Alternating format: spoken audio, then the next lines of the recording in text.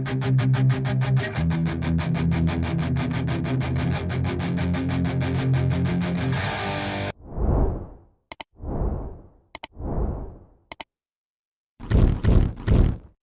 and welcome to the David67 Celtic News YouTube channel. A wee roundup of the ongoing transfer stories in and out of Celtic. Also some coverage of Brendan Rodgers' recent press conference, and was quite a wide-ranging press conference.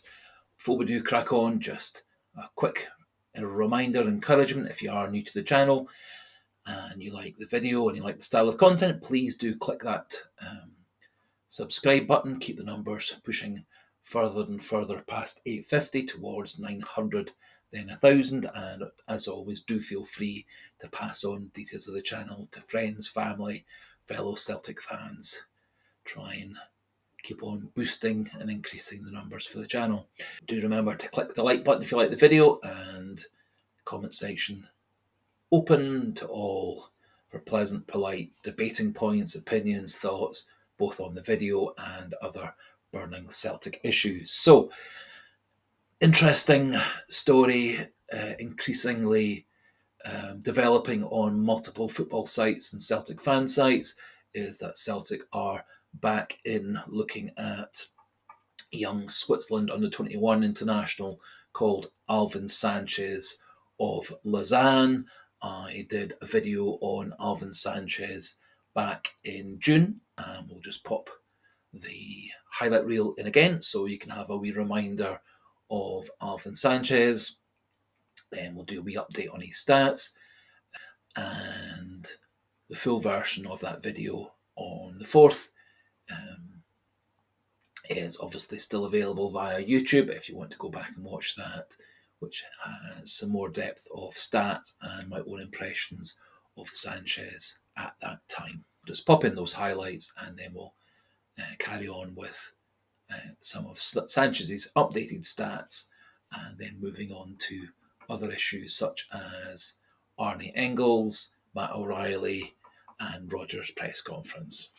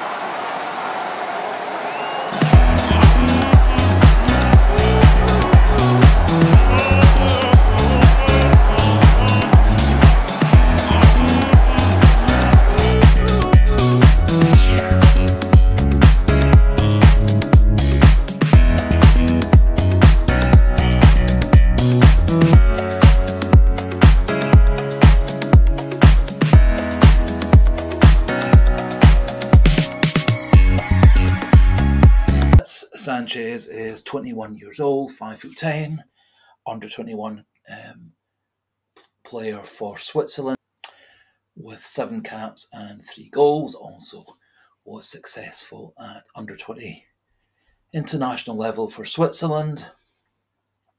He's played all his career for FC Lausanne in Switzerland, and last season was very much one of the star players at Lausanne, but was keen in 24-25 season to play at a higher level. 23-24 season for Lausanne, 27 games, 6 goals but no assists. Can play central midfield, right midfield, attacking midfield, most likely best in the attacking midfield role. Can also play out wide on the right, and also has played as a striker in addition, which may well give Celtic some extra flexibility if we are going to be going with 2 main strikers for the foreseeable future, rather than bringing in a third striker in this window. Over his whole career for Lausanne, at various different levels, 112 games, 20 goals, 7 assists, and his season-long rating last year for Lausanne was 6.99 out of 10. Some confusion as to what would be his transfer valuation. Transfermarket.com has it down as low as €2.5 million. However, several other sites are quoting £4 million or even £4.2 million. And my suspicion is, given the fact that Sanches is very much one of Lausanne's star players, they probably are going to be looking for the £4 million figure. And it is said that Brendan Rodgers has been very impressed recently with Sanches, and Celtic are looking to get into negotiations with Lausanne to see about bringing Sanches to the club. My own impressions, having rewatched the videos: player with lots of pace, brilliant passer, is a good finisher, very, very left-footed, although is able to use his right foot to pass and cross. Does seem to go down very easily, and is quite adept at getting Lausanne free kicks and penalty kicks. From the video highlights, a good finisher, although his season-long stats from last season do suggest he needs to improve his finishing efficiency. However, also does have very good stats for midfield defence, winning the ball back, clearances, and is also good in the air. And so I do think that he would be a very useful player for Celtic, and it does look like Celtic are looking to increase their options to back up those key midfield roles in case Hatate or McGregor get injured again like they did last season. So do have a wee look also at the fuller video on Sanches from June the 4th. And now we'll move on to the other bits of Celtic news. Celtic are said to be still in active, ongoing negotiations with Augsburg in Germany regarding Arne Engels, the very talented, highly promising central midfielder and very versatile player who can cover several different roles. Celtic are thought to be looking at a potential £9 million bid. There appears to be a potential hold up in that Augsburg are trying not to lose both Engels and their other star midfielder Vargas in the same transfer window, and so it may be that the deal for Engels has to wait until the deal for Vargas to go or stay at Augsburg is completed, or whether Augsburg are able to bring in a new player to replace one or other. The general consensus after yesterday's video was that most of us are very keen to see Celtic trying to bring that sort of player to the club. Bit of an update on the Matt O'Reilly scenarios. Some uncertainty as to which English clubs are in for him. O'Reilly's not so keen to move down to England and would prefer to move to continental Europe. His preference has been Atalanta. However, Atalanta did enter a fifth bid, and they did say that fifth bid was going to be their last bid. It was £1.5 million plus some add-ons, and equated to around about €25 million.